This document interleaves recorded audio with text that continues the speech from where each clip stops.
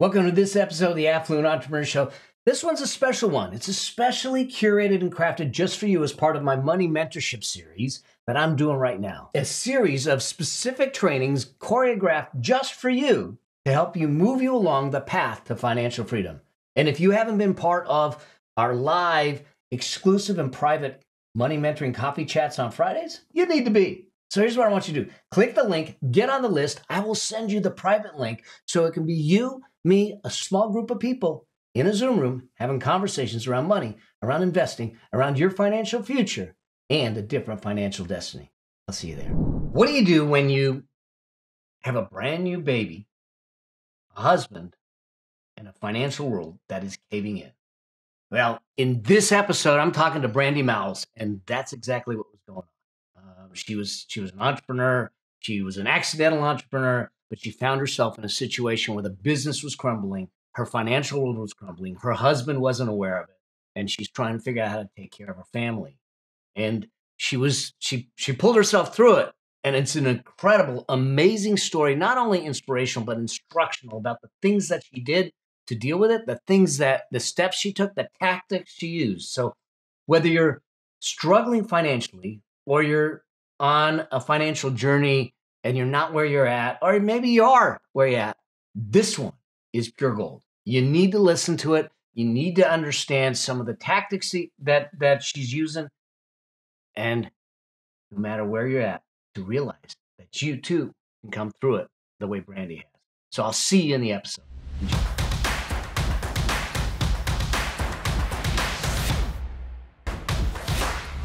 Hey, Brandy, so good to have you on the show. I mean, this is going to be a cool conversation. We met, like I said in the intro, we met a couple of years back, and you've been on quite a journey. And part of the journey I didn't know about, and we're going to talk about it here. So welcome to the show. Oh my goodness, Mel, I'm super excited. I feel like that I just connected with you from the moment I met you. And I felt like we both met at a really interesting time in our life. You were just diagnosed. I was just starting a new business. And so I'm so glad to be sitting here now as friends and having this conversation. Oh my gosh. Thank you. Yes. Lots of transitions, lots of growth in the time that we've known each other. And so do me a favor. Well, just to start out, for people that don't know you, and they should know you, but they will after this. Who is Brandi Mowles? Oh my goodness. I am a wife and mom, first and foremost, in that order. I'm a taco snob. I'm a podcast host, and they say I'm a digital marketing guru, but I just like to nerd out over marketing and offer creation. And I'm your best digital marketing friend.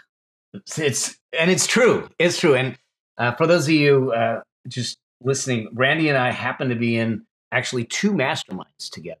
And so I hear the things, the stuff that goes on in her brain is incredible. But it wasn't always this way. Listen, if you're listening to this, we've come through the pandemic. We're kind of going through uncertainty in the markets. We've gone through a lot of different things. And I'm hoping that you'll hear this from the perspective of, if you're dealing with that, you're not alone. And just because Brandy and I are having this conversation, you're going to find out that we're right there with you. We've been right there with you. And Brandy, when we met, I was speaking at an event that she was at, and we had a conversation. And at that time, she had student loans in excess of $100,000. And we had a conversation at that event. And then what happened with those? Because I want to start where we started, but then we'll give them the backstory that I was completely unaware of. So you came and you were talking about wealth, and this is something that was definitely, and it wasn't even the wealth part of it, just how to manage money correctly was definitely on my mind in that moment for a bunch of back reasons. But I come from a very low middle class family. Blue collar workers worked so hard their entire life, and I just knew paycheck to paycheck. Like, that's all I knew. And so coming in when I met you, I was making really great money at that point as a one-on-one service provider, just transitioning into digital products. And I wanted to know, like, what the heck do we do with this money that we're making? And I wanted to make sure it was the right thing. And we talked about, I wanted to buy a house eventually, but that felt really out of range. We had 100,000 plus. It was actually 130,000 between my husband and I, student loans from law school and undergrad and stuff like that.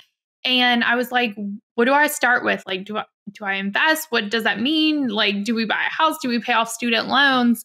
And I remember we talking about this. And at that moment, the best thing for us to do is pay off the student loans. And so I think 8 months after we had that discussion, we paid off over all of the student loans. I think we have like $5,000 left that we'll pay off this year. And so that was so big to have that massive debt just gone. Get the And we albatross did it off all your back. through my business. Yeah. And the interesting thing is, in that conversation, I had that conversation in isolation.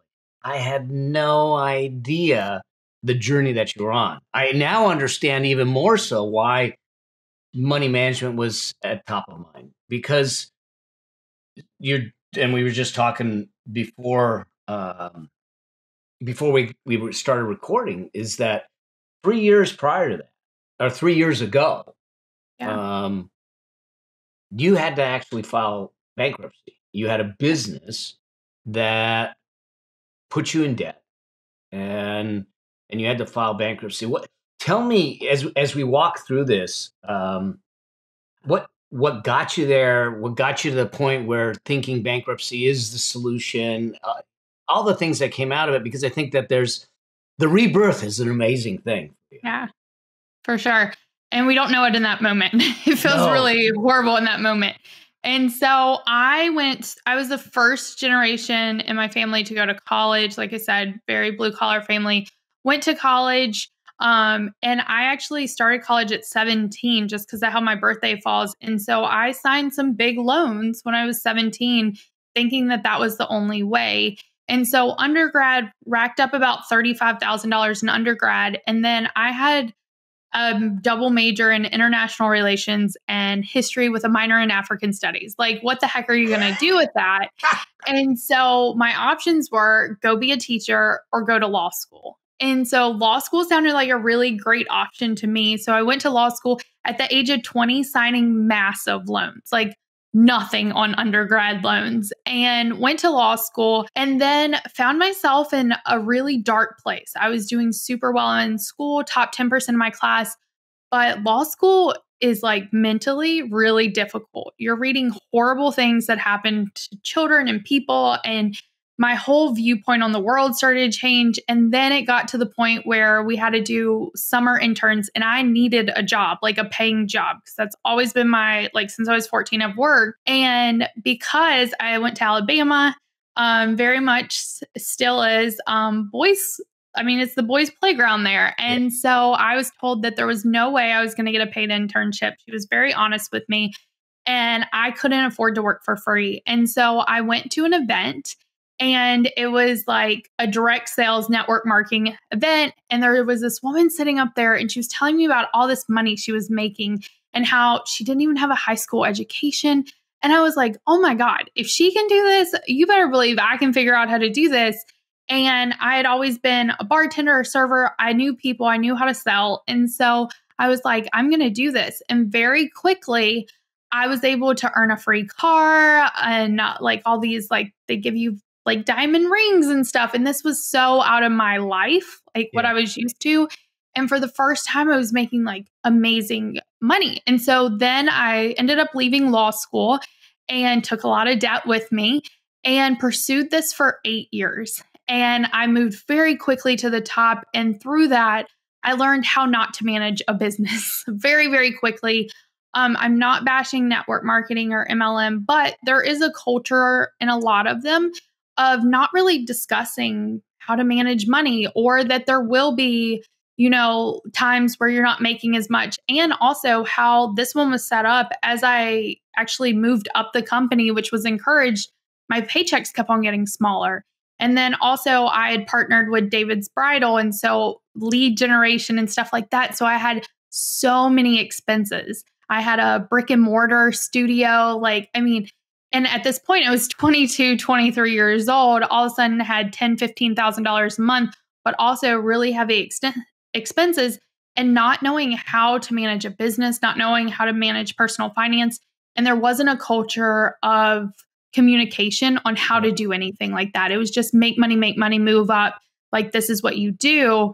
And I lost myself in that. And I took really bad business advice. And through that, racked up quite a bit of debt to maintain my status in a company. And I think that's a really dangerous place. And it doesn't matter if you're in network marketing or anything, but when we tie our self-worth to our title, our status, it can be a really dangerous place. And so when I was 8 months pregnant with my daughter, I told my husband, I was like, I'm done. Like, this is not what I'm going to do anymore. I didn't feel right about having other people like do the same thing I was. It was so out of alignment with who I was. The purses, the statuses, the cars, like that wasn't me. And I didn't want my daughter to also like have those things. And so he said, what are you doing? Like, we're bringing in money. At the time, he had no idea how much debt we had racked up. And I just said, we'll figure it out. And so when my daughter was 5 months old, we had to figure it out. Like, it got bad. And so I had to sit down and have a really tough conversation with my husband. We never were late on any payments. It just got to the point where like it wasn't going to be maintainable. And so I had to have a really hard conversation with my husband, tell him where we were. We went and talked to an attorney after looking at our student loans, our credit card stuff. He was like the best thing you can do right now is file bankruptcy. That was his advice. We went to another attorney. They gave us the exact same advice. And the crazy thing is that when you're struggling so bad, you also have to pay these attorneys a lot of money. To get a lot. And so I remember after I had so much shame around this, and we didn't tell anyone. We kept it to ourselves. Only like 2 people knew. And I reached out to a best friend, and she was like, this is the biggest mistake you'll ever make in your life. And at that point, I literally shut down and was like, we cannot tell anyone. We're going to do this. It's the best thing for our family, but like, we're not telling anyone. And so I remember hustling. Like, I went into pawn shops to get rid of rings. I held a yard sale where I was literally taking credit cards on the Square reader and selling all my designer purses just to pay for the attorney. And we paid for the attorney. And then it was like, okay, this is going to be taken care of, but we still have $130,000 in student loans. We still have to live. Like, it wasn't like we were living a fancy lifestyle by any means. We have a 5-month-old that has to be fed, and I couldn't go back to work because she was just a very needed baby. And so that's when I started Googling, and I was like, what can I do online? Like, how do I work at home? And I came up with a virtual assistant. So I want to take you back because I want to keep this going, but because here's the thing. I think there's a couple things you said that I want to just dig a little deeper in, because I think this is really important in our world today. You were spending money to keep status. Yeah. I just actually did an episode called, and I'll hook it up here too, at the end of this, but social media is stealing your financial future. And even if you're not in a company, social media is creating an environment where we start to spend money to create status. Let's put it this way, a facade of status.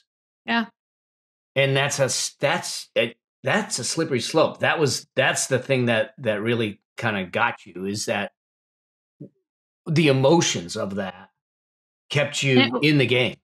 Yeah. And it wasn't even social media. It was inside the company. Yes. I was speaking on stages in front of 10,000 people. As an extrovert, that's like, oh my God, like I'm speaking like this is like my dreams are made of this. And I was driving a car, and I was recognized by the car I drove because it was a symbol of success. And we had jackets, like everything in the company was tied to your success. Yeah. Like the jacket you wore, how many diamond rings you had, because these showed that you were successful in the company. And these are things that I had never cared for in my whole life. Like, I never wanted a designer handbag. I never wanted rings. I'm not saying there's anything wrong with that. Right. It was just not me. But I was so worried about losing my status in the company that I took bad business advice and did what other people in the company were doing to keep their status. So in the process of being afraid to lose your status, you lost yourself. Yeah, absolutely. And it's a tough place to be. Now the aha came, the realization came, and good on you to be able to say, wait a second, this is a problem, and I got a family, and I've got a newborn, and I have a husband, and and I'm extracting it out. So if I misstate, correct me. And I haven't been totally honest with my husband about where we're at. So you're going to sit down and have this conversation. Now, those of you that are listening, you might be in a similar situation for different reasons. And so as we walk through this, understand the courage that it takes, because I want you to hear the outcome and what it makes when you have the courage to take the step. So you're going to sit down with your husband. How did I don't want to bring up the emotions, but how did the conversation go? I first and foremost want to say that I have the most incredible husband in the world. And when I sat down with him, I explained our situation. He did not once blame me. He took full responsibility because he said he's also a partner in this. Like I shouldn't have been the one that had to manage all of our finances on my own. There should have been a conversation, and that he also took responsibility for it. And I'm so lucky. But I did hold on to a lot of that blame for a long time. Like, it's taken me 4 years to actually get through that blame and know that at the time I thought I was doing what was best for our family. Ultimately, it wasn't. But I don't think I've ever felt so ashamed, so embarrassed. I cried a lot, showing all the numbers where we were, but it was the best thing I could have done, because I knew if I kept on trying to do what I was doing, which was, okay, here's the money, let's pay the minimum, but then we needed to turn around and use those credit cards just to buy groceries or formula or diaper. It wasn't sustainable. And I recognized that. And I was like, we have to get ahead of this, because it was just draining on me and it was draining on our family. And so it was the hardest conversation, but it was the most important conversation I've ever had. So tell me, first off, he sounds like a good dude. Keep him. Yes. Incredible. Because here's the thing. It's been stated that finances is one of the biggest stressors of the relationship. And part of it is because we don't talk. We don't talk about money and everything. But I look at it differently.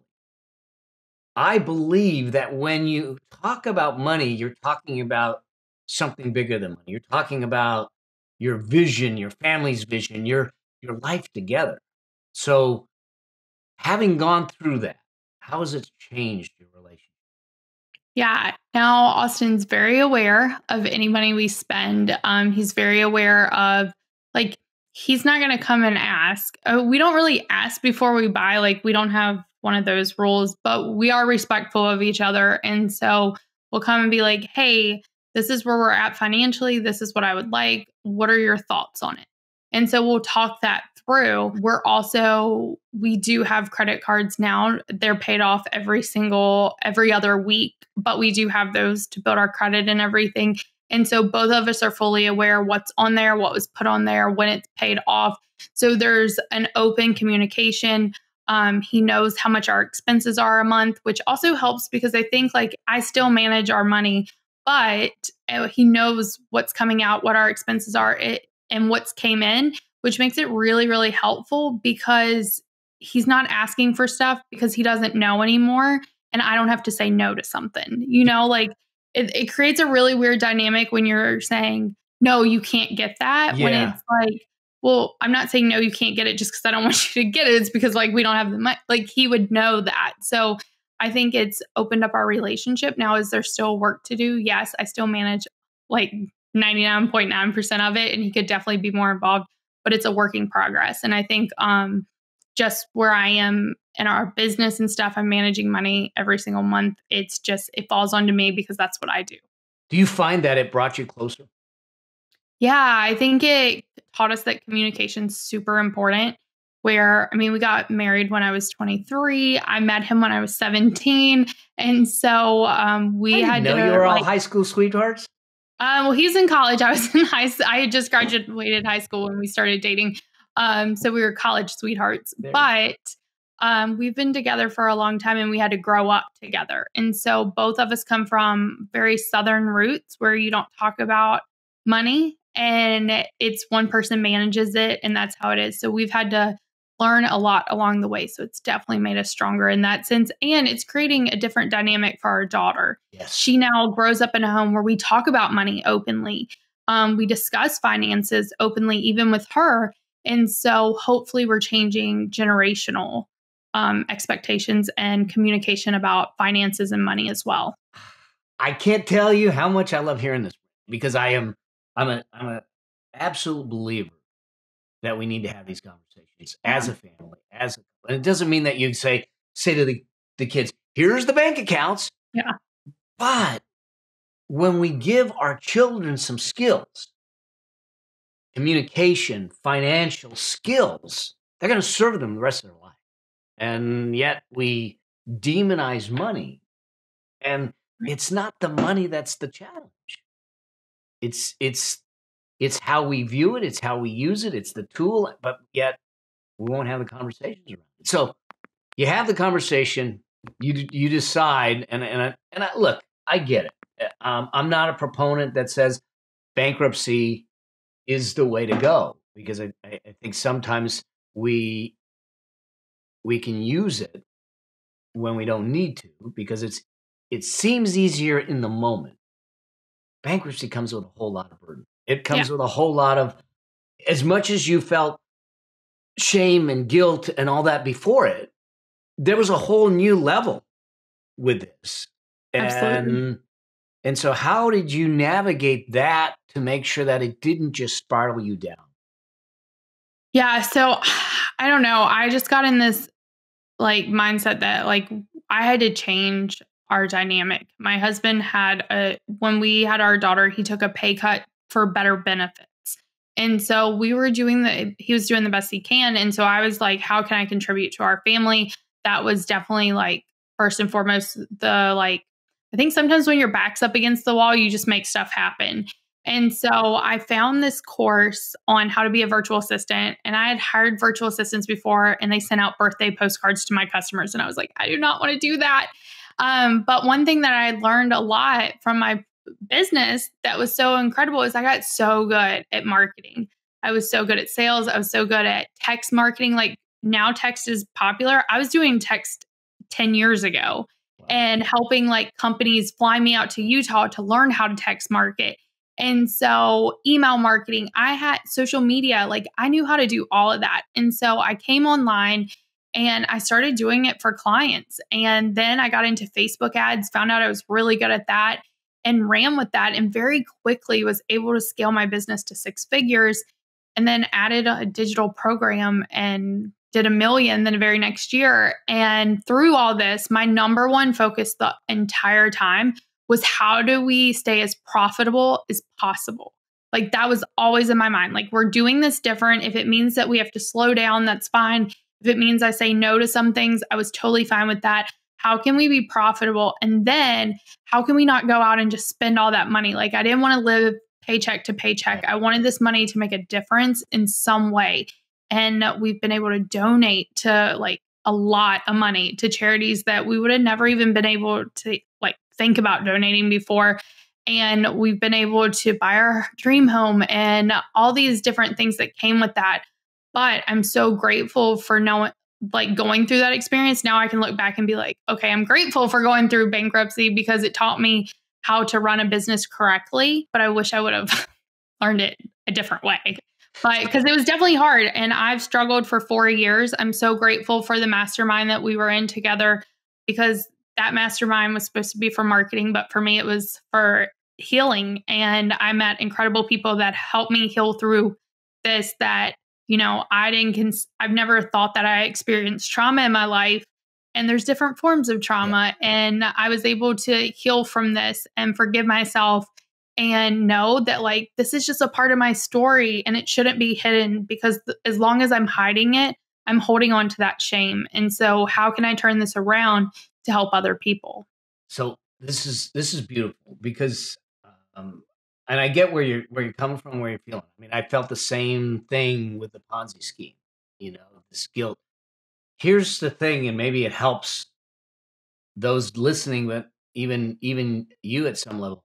With all the interviews that I've done, billionaires, millionaires, 100 millionaires, people starting out, every single one of them, without question, has some level of guilt or shame around money.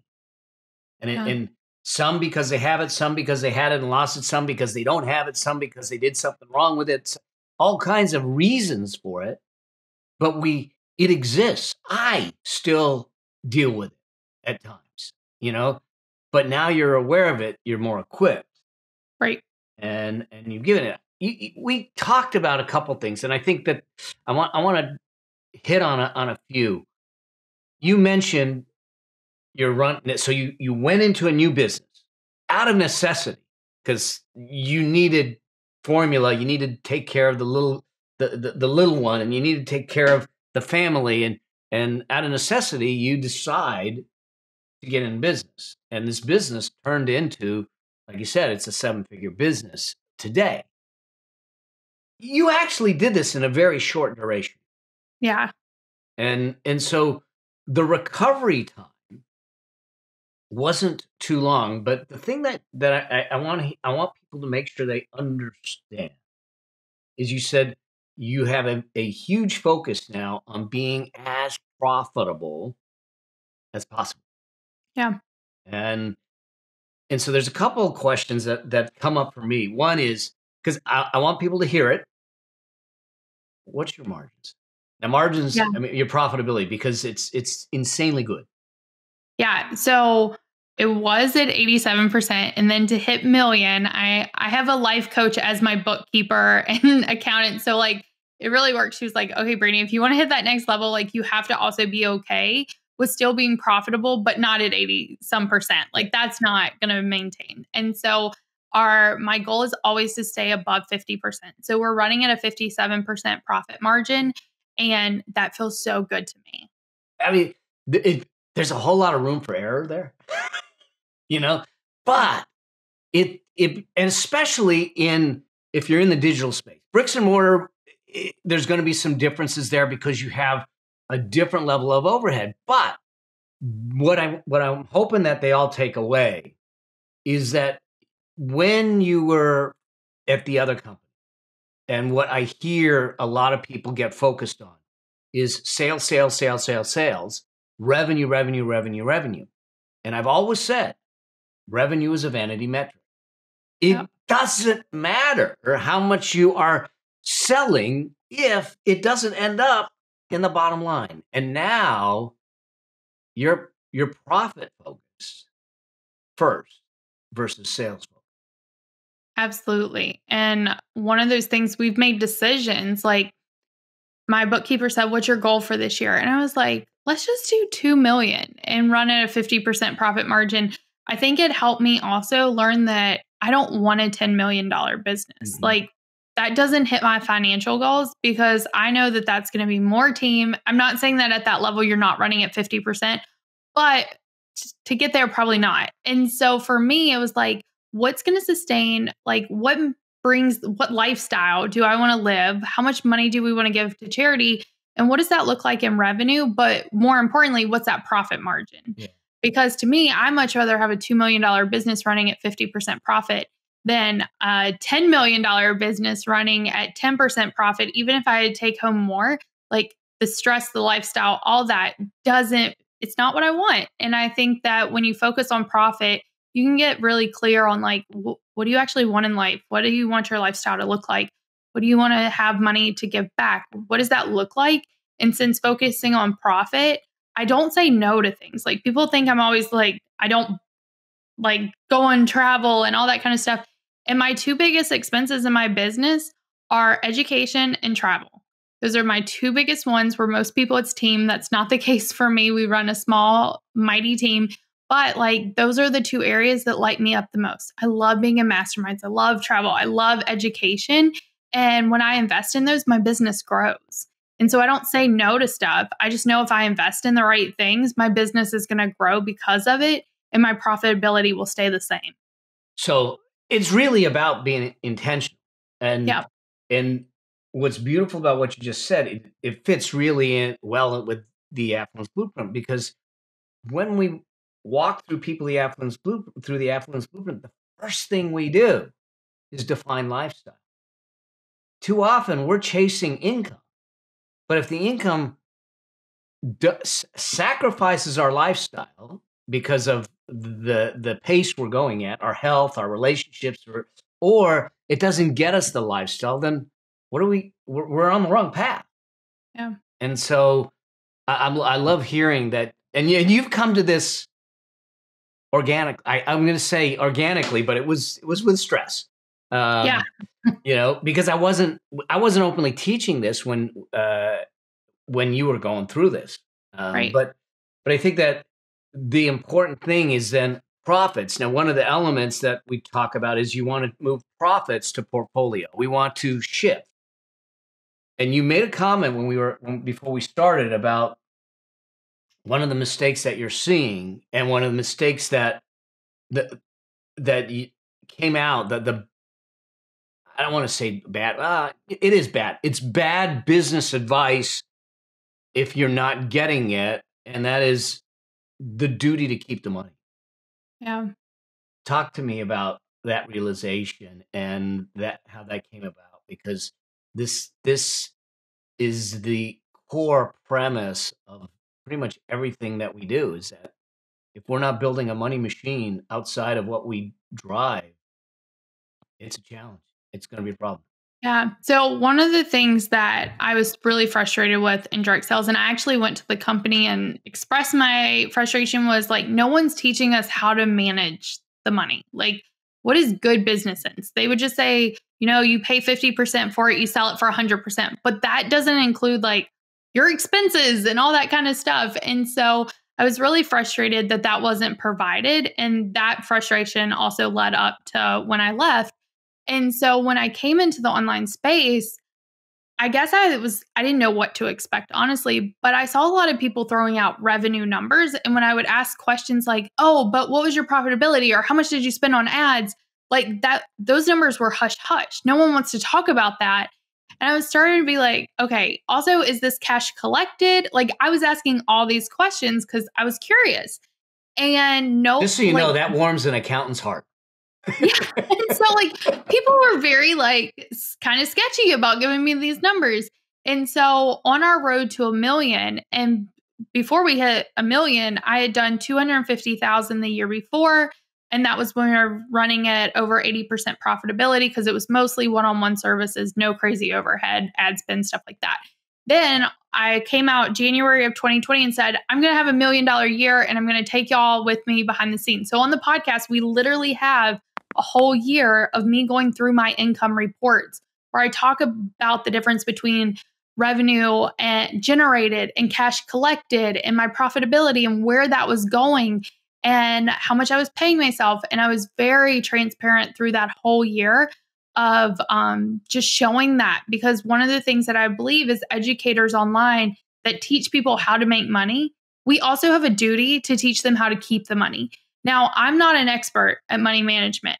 So I make sure that we have podcast episodes, we have resources, we give bookkeeping and accounting references and all of those to our students. Like Mel, you've been on the podcast. We also have other Amber Duggar and other professionals that are in this industry that's their specialty.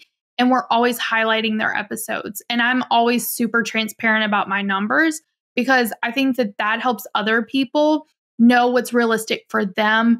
It knows what's possible. It also shows them like, this is what it looks like to run a business. If I'm bringing in $80,000 a month and my expenses are $40,000, that's common. Like to have, $40,000. And if you're not willing to spend, even $5,000 on expenses, then like, how do you expect to get to $83,000 a month?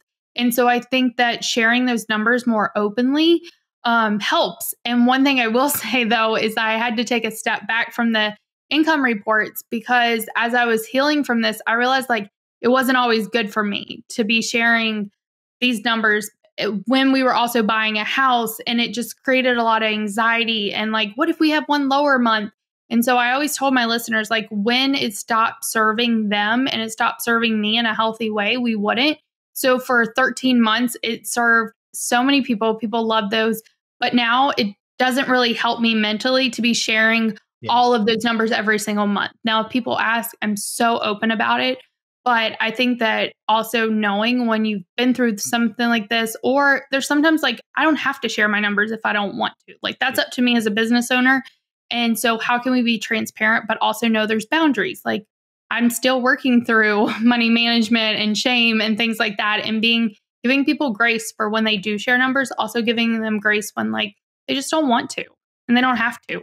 Yeah. So let me get this straight. If I heard you right, you did $250,000. Mm-hmm. You have never done $1 million before. No. And you declared openly, I'm doing $1 million and I'm taking you for that ride. Yes. I love it. Oh, man. And people were like, wait, what? I even remember my coach at that time was like, Brandy, now we can shoot for $1 million, but what's like your realistic goal? And I was like, $1 million. Like, that's the realistic goal. And I didn't know how it was going to happen, but it did. And we actually did 1.2 million, which was, and 1.2 million was generated. 1 million was actually cash collected. So it was super fun. And we documented the whole thing. So good. So good. I had no idea that you did that. Yeah. Oh, man. Because it gives a whole new light to it. One, the fact that you made a declaration and you put it out there, to me, in the context of what you just came out of, makes it even more powerful to sit back and go, I was down, but I'm back and I'm coming back strong. And because you could have laid down in the fetal position and wallowed in the guilt and the shame and and all that, and just said, I don't know what I'm gonna do. I don't know. And I think that there may be some people that are listening that are struggling in that, and they're uncertain, so they don't make a decision and they don't make a declaration, they don't move forward. And speaking to them, what was the catalyst for you to turn around and say, no, I'm gonna drive this stake in the ground and I'm gonna let the world know? Yeah, I think it's because, I mean, I've always had to be a fighter in a sense. Like, I mean, my parents did the best they could, but like when it came to school, I had to pay. When it came for like wanting to go, like get a car, I had to pay for it. Like everything's always been where I was a fighter. And I was like, you know what? Like I was just down and out big time. And I was able to bring my husband home and everything before hitting million. So I think I was kind of like in a momentum, like it was just adrenaline. And I was like, you know what? If we don't hit 1 million, who cares? We'll get so stinking close. And then, oh, wow. Like they went on a journey. I didn't hit it. Most people don't hit their goals. Yeah. And then it will just show people like I'm a normal person. And so I think it was just a way for me to stay accountable to myself. And then those episodes turned into something so much bigger. I mean, like it grew our podcast tremendously. And it gave people a super transparent look. Like there was a month where I was like, oh, we just had an I think it was $120,000 cash collected month. And then the next month it was like 25,000. And I remember having to record that episode. And I was like, you know what? This is online business. This is what it looks like in this type of launch model that I have. But, like I didn't go spend all 125,000 last month. Like it's already been divided out through the next 10 months or whatever. So our business is good, but like, this is what it looks like. And that's why you can't just go out and spend every single thing that you got, because not every month is going to look the same, especially in the online world, especially if you're on launch cycles and stuff like that. So this is big, because a lot of people that I talk to, they say, what do I do? Because my money is up and down. I said, this is big. I just got a question about, do I average it for the year? The problem with averaging it for the year is you don't think about the peaks and valleys. Right. And there may be a month, like you said, from 120 to 25. And if we are looking at averages and we're not putting money aside, this is why a lot of people demonize the whole idea of budgeting. I don't call it budgeting. I call it cash resource planning, in the sense that when we decide to give each dollar a job, it will then do the work that it was meant to do for us. Just the same as we hire an employee, we wouldn't hire an employee, not give them a job description, not give them goals, not give them tasks and tools and everything. We got to do the same thing with our money. And by virtue of looking at the actual flows in and out, one, we understand profitability. Two, you understand that, hey, this 120 is going to have to last a little longer. I was just having a conversation with someone earlier today. We were doing an interview, and he's talking about the money coming in. I said, are you carving a slice of that out for taxes? I could just see on his face. No. I said, yeah, so let's carve a piece out for taxes, put it aside, because it's not all yours to spend. Right. And it's not all yours to spend today. I mean, it is, you can do it, but it's going to create a problem later on. And I think this is one of the areas where you also have to know what you need help with. Like, I know that like budgeting and like putting things in a sheet and stuff, like that's not my sweet spot. And if I had to do it each month, I wouldn't do it. I show up for an hour-long call where we go over everything. And my bookkeeper uses this service called YNAB. I think it's for personal finances, but she's kind of like jerry-rigged it where it's for business. And all the money that comes in has a job. And so I like to pay for things for the year, but what most people do is they pay for it for a year, but they're not budgeting for when that year comes back around. We already have that set aside. We're already setting aside each month for taxes. So when, your estimated taxes come, like it's already in there. I'm not worried about it. The money's there. And so all of the dollars, they get an assignment like you were talking about. And if there's excess, then it's like, okay, great. We have a folder for what we call the profit folder that is just like my little nest egg that I take whenever I want to take it because it's there for me. Or we also plan out, like if you're going to join a $30,000 mastermind, I knew that January 2020, as soon as 2021 came, I knew what mastermind I wanted to be part of. I knew how much it cost.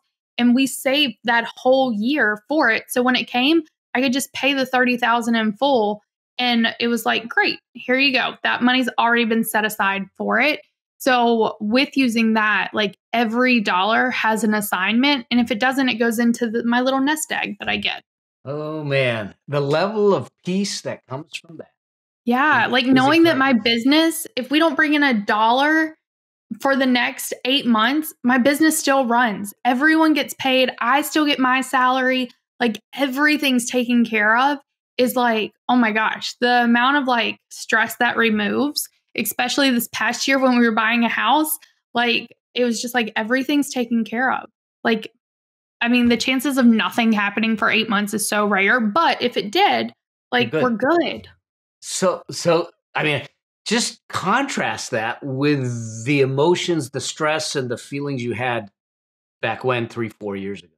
Oh my gosh. In that business, it was always an up and down roller coaster because December came and you would think that would be a big month, but it's not. It's like you would go from a $15,000 month to $100 month. And that's when your family like needs more money for Christmas and stuff. And so I wish someone would have said, like, when we're having these $15,000 months, this is what's going to get us through. Like there was none of that. And it was always like, am I going to make production? Am I going to have money to put on the table? Am I going to have money to pay for these credit cards? Like, what is that looking like? Am I going to have to make a car payment because I didn't make production? Those kind of things. And now with the business, like, I don't stress about business at all. Like, I just know that what will come and we're taken care of. Oh man, I love this. This is such a good topic and conversation that people aren't. And we need to, it may open up some emotions for people. But at the same time, I think it's going to open up the possibility of what's important, and to realize, like you're saying, I'm still dealing with different elements of tinges of guilt or shame, and working through it all, you Yeah. know? And I'll say it was super hard last year. Like as we were preparing, like we were building a house, and for anyone who's never built, you actually go through like the approval process twice, and you have people in your bank account for 12 months as the build. And so like I knew there was moments when I couldn't make business decisions that I wanted to because I knew where we had to fall to keep the banks happy and stuff like that.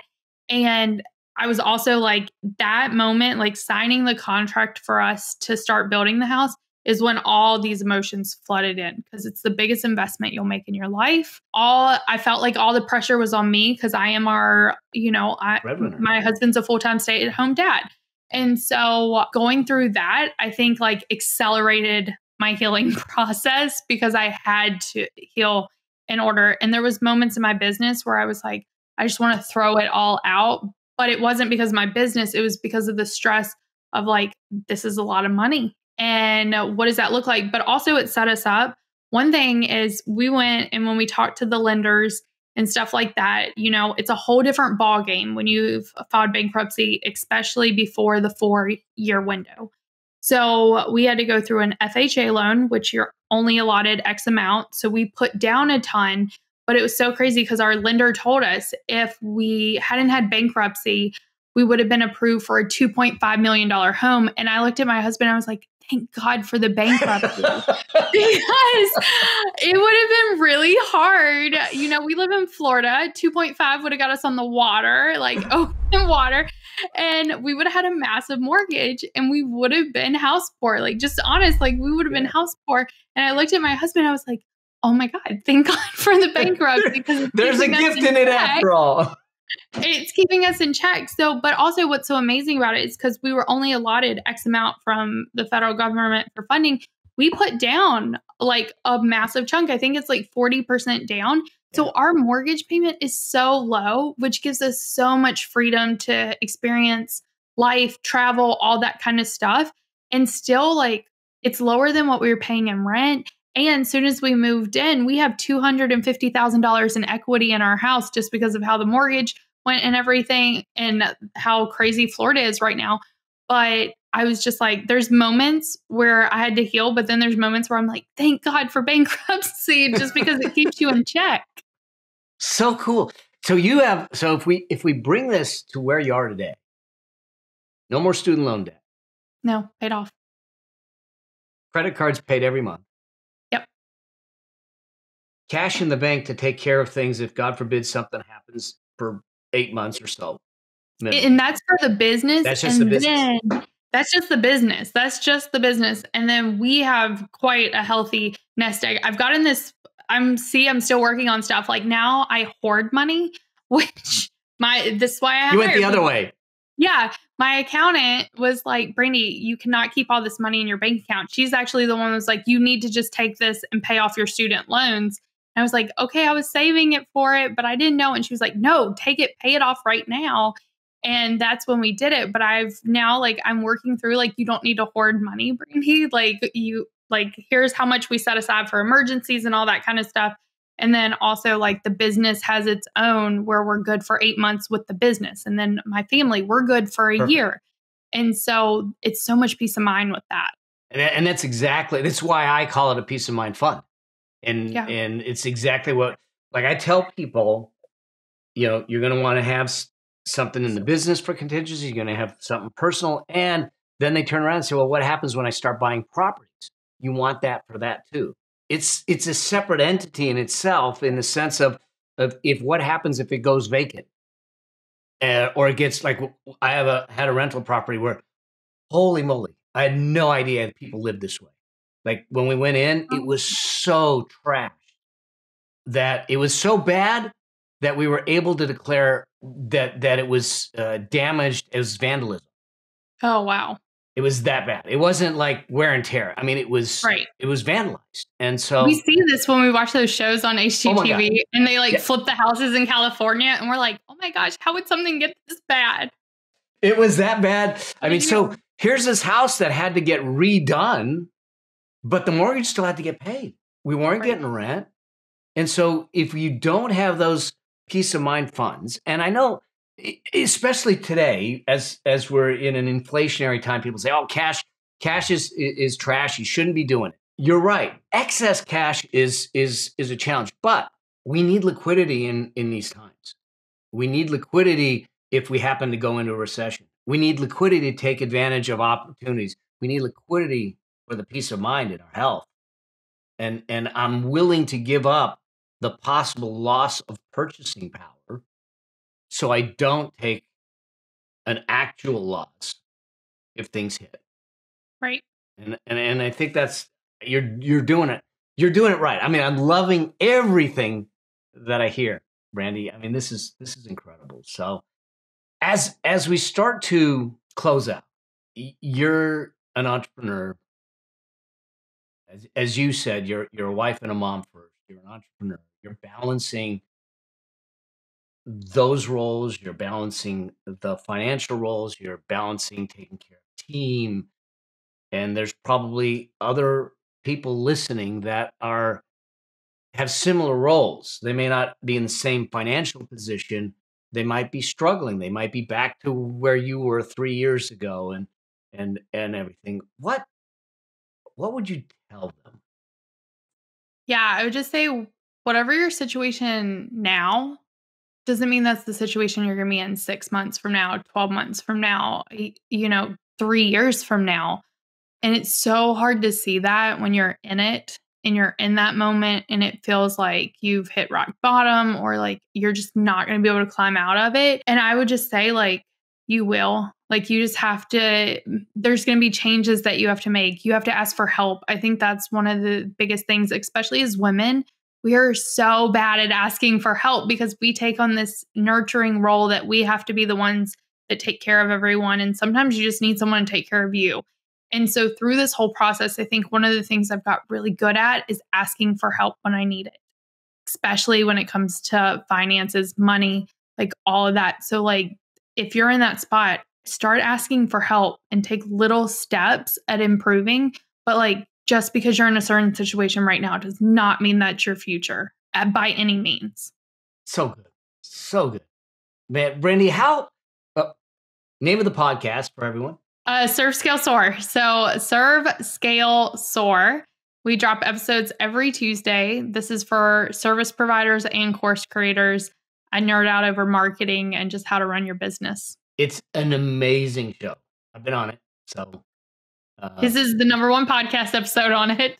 Oh, mine is? Yeah. Oh man, so good. And where can they find you? Yeah, so probably on Instagram if you want to chat with me. It's at Brandi Mowles. It's just my name.